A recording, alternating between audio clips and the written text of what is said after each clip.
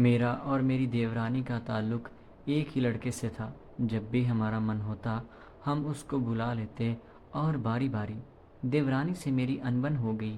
وہ لڑکا مجھ سے ملنے آیا اور دیورانی نے میرے شوہر کو، میرا نام فاخرہ ہے، میری عمر اس وقت 32 سال ہے، میرے 2 بچے ہیں، شادی کو 10 سال ہو چکے ہیں۔ میرے شوہر پرائیویٹ فیکٹری میں کام کرتے ہیں جہاں پر ان کی تنخواہ بہت معمولی سی ہے، جس میں ہمارے گھر کا گزر بسر بھی بڑے مشکل سے ہو پاتا ہے۔ یہ نہیں ہے کہ ہمیں کسی چیز کی کمی ہے، لیکن پیسوں کی فراوانی نہیں ہے، بس یہ ہے کہ گزارا چل رہا ہے۔ میرے شوہر شروع میں تو میرا بہت زیادہ خیال رکھتے تھے، لیکن جیسے جیسے شادی کو وقت ہوتا گیا اس کا دھیان میرے اوپر سے ہٹتا چلا گیا تھا۔ اس میں غلطی صرف میرے شوہر کی نہیں تھی، میری بھی تھی، کیونکہ میں پہلے جیسا ان کے لیے بن سنور کر نہیں رہتی تھی۔ اب میں نے بننا سنورنا چھوڑ دیا تھا، اور پھر کچھ بچے ہو جانے کے بعد آدمی کی توجہ کام کی طرف اور عورت کی بچوں کی طرف ہو جاتی ہے۔ دونوں ایک دوسرے کی طرف اس حساب سے توجہ نہیں دیتے۔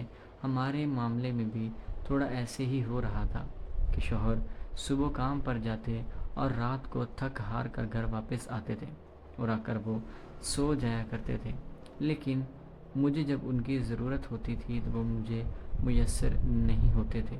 وہ آرام کر رہے ہوتے تھے، میں ان کا آرام بھی خراب نہیں کرتی تھی، لیکن مجھے سکون نہیں ملتا تھا۔ مجھے ان کی بہت سخت ضرورت ہوتی تھی راتوں میں، لیکن وہ آرام سے خراٹے لے کر سو رہے ہوتے تھے۔ اسی وجہ سے میرا دل بھی اب ان کی طرف سے بھرنا شروع ہو چکا تھا اور میری توجہ کسی اور طرف لگ چکی تھی۔ بچوں کی دیکھ بھال بھی اب میں اچھے سے نہیں کرتی تھی، وہ بھی چھوڑ چکی تھی۔ اور محلے میں ایک لڑکا جس کا نام عمیر تھا، وہ مجھے بہت اچھا لگنا شروع ہو چکا تھا۔ عمیر کی عمر کوئی 24 سے 25 سال ہوگی۔ اس کے بعد بہت سارے پیسے تھے اور دکھنے میں بھی وہ بہت اچھا خاصا تھا۔ عمیر کو تھوڑا آنٹی ٹائپ مٹیریل پسند تھا اور میں بھی بالکل اسی حساب سے تھی۔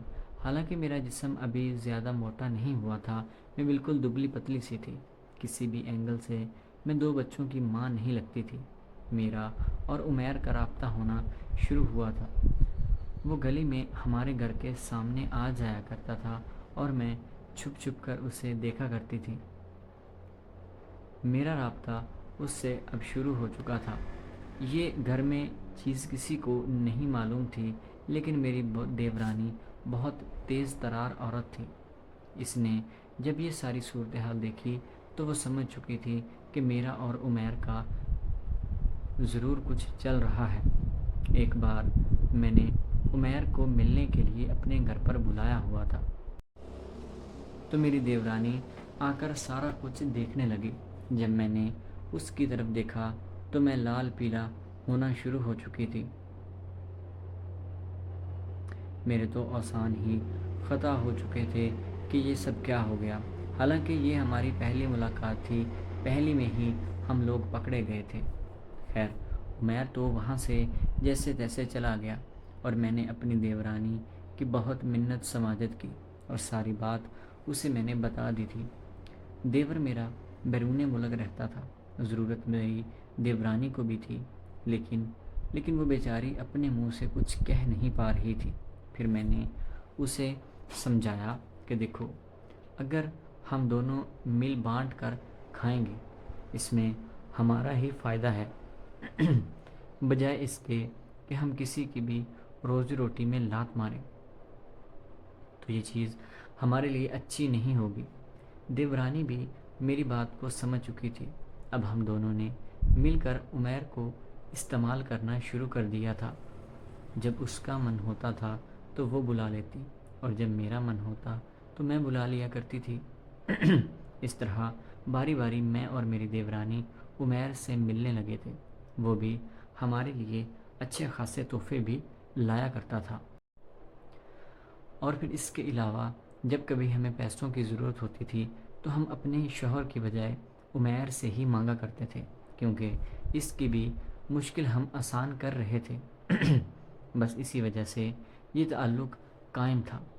ہم دونوں علیحدہ علیحدہ اوقات میں اسے بلایا کرتے تھے۔ کچھ دیر اکٹھے وقت گزرنے کے بعد وہ واپس چلا جاتا تھا۔ ایک بار میری دیورانی کے ساتھ گھر میں کسی بات پر بحث ہو گئی اور بحث بڑھتی گئی، بات لڑائی تک جا پہنچی۔ اس بات کو ابھی 10-12 ہی دن ہوئے تھے۔ بہت زیادہ فرسٹریشن کی وجہ سے میرا دل کر رہا تھا کہ میں عمیر کو اپنے پاس بلا لوں، لیکن مجھے خطرہ یہ بھی تھا کہ میری دیورانی کیا کہیں گی۔ لیکن حالات کے ہاتھوں مجبور جب میں تھی تو میں نے اسے پھر اپنے پاس بلا لیا۔ وہ جیسے ہی گھر آیا ہم لوگ ایک کمرے میں چلے گئے تھے۔ میری دیورانی پیچھے سے نکلی اور دروازے کو کنڈی لگا دی تھی، اور اسی وقت میرے شوہر کو ڈھونڈ فون کر دیا تھا۔ شوہر میرا بعد میں آیا، پہلے محلے والے سارے اکٹھے ہو چکے تھے۔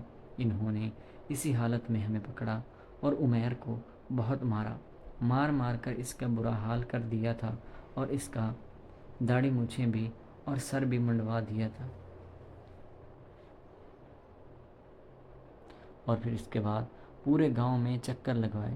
جب میرا شوہر آیا تو اس کی بہت بری حالت تھی، اور مجھے بھی مارا اور مجھے بچے چھین کر گھر سے نکال دیا تھا۔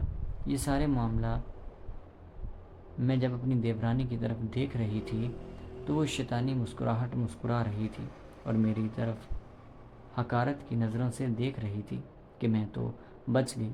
دل تو میرا بھی کر رہا تھا کہ میں اس کی بھی ساری حقیقت یہاں پر لوگوں کو بتا دوں، لیکن چور کے اوپر کون یقین کرتا ہے؟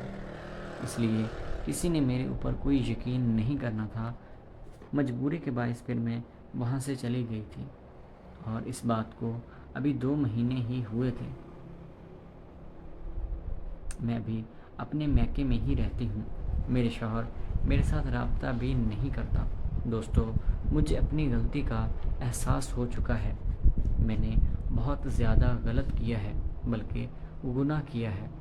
اس سب میں قصور زیادہ تر تو میرا ہی تھا، لیکن بات تو وہاں سے شروع ہوئی تھی کہ اس میں کہیں نہ کہیں تو ذمہ دار میرا شوہر بھی تھا، اور اس سب میں پھر میں نے اپنی دیورانی کو بھی شامل کیا۔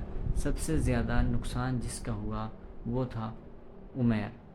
شاید وہ بھی مجھے کبھی معاف نہیں کر پائے گا، اور جو گناہ میں نے کیا ہے اس کی بھی میں معافی آج تک مانگتی ہوں۔ اللہ تعالیٰ مجھے میرے گناہ کی معافی عطا فرمائے، اور اللہ تعالیٰ سب کی بہن بیٹیوں کی عزتیں محفوظ رکھے۔